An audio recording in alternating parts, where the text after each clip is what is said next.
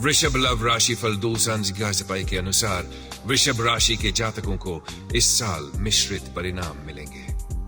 जनवरी से मई तक केतु की पंचम भाव में उपस्थिति के कारण आपके रिश्तों में कभी कभी गलतफहमियां हो सकती हैं।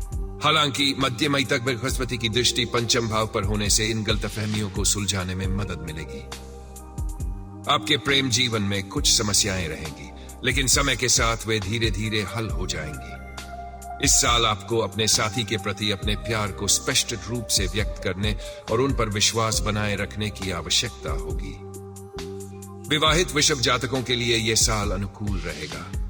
आप अपनी शादीशुदा जिंदगी में उम्मीद से बेहतर परिणामों की अपेक्षा कर सकते हैं। जो लोग विवाह योग्य हैं या शादी करने की कोशिश कर रहे हैं, उनके लिए यह साल सकारात्मक परिणाम लाएगा। 2 सगाई और विवाह के लिए शुभ माना गया है।